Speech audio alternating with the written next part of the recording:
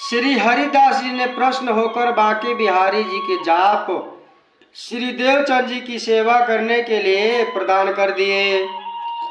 वस्त्र सेवा के माध्यम से उन्हें ध्यान में श्री कृष्ण जी का दर्शन मिले। अब श्री देवचंद जी के मन में ब्रज लीला जानने का जिज्ञासा बढ़ने लगी। वे परिवार सहित जामनगर आ गए और श्यामा जी के मंदिर में श्रीमद् भागवत कथा श्रवण करने लगे। 14 वर्ष भागवत कथा सुनने के बाद उन्हें श्री कृष्ण जी ने दर्शन देके आत्मा और परमात्मा की पहचान कराई और ब्रह्म शिष्टियों को जो जागने का आदेश देकर उनके मन मंदिर में विराजमान हो गए। श्री देवचंद जी अब श्री कृष्ण स्वरूप हो गए तो उनकी कथा अत्यंत आकर्षक, सारगभृत और प्रभावशाली ढंग से होने लगी। कथा सुनने वाले श्रोता बड़ी संख्या में उनके शिष्य बनने लगे। कथा के दौरान श्रोताओं को श्री कृष्ण जी की साक्षात दर्शन एवं उपहार भी देते रहे।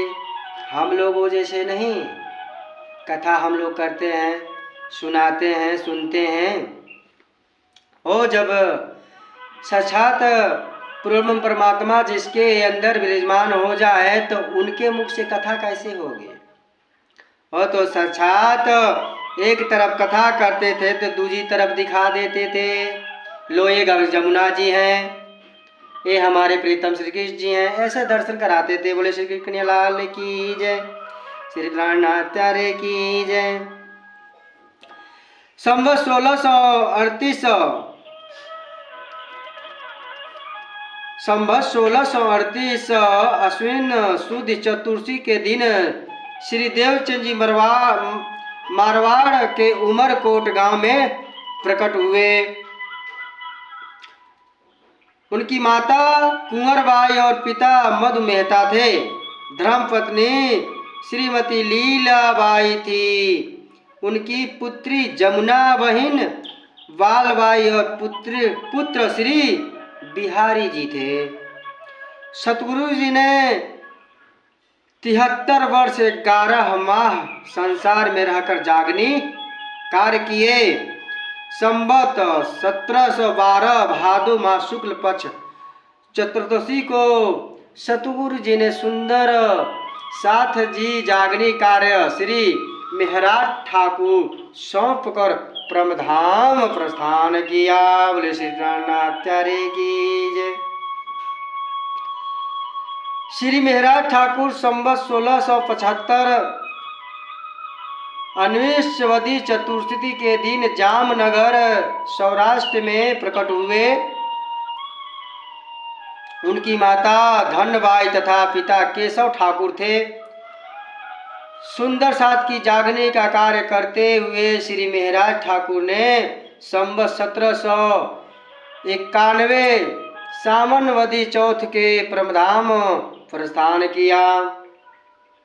संवत 1750 वैशाख सदी अष्टमी बुधवार के दिन श्री वाईजू तेज कुंवरी जी के परमधाम प्रस्थान करते समय उनके मोमिन सुंदर साथ ने प्रोत्तर सर्क किया। उसी समय संवत 1791 सावन सुदी चतुर्थी को भी श्री जी के संग कई ब्रह्म सृष्टियां स्वरूप सुंदर साथ ने उनके चरणों में अपने प्राण को न्यौछावर कर दिया। उस समय इतना प्रेम और लगन था। और इस समय 100% में 95% दिखावा है। बोलिए श्री प्राणनाथ प्यारे की जय।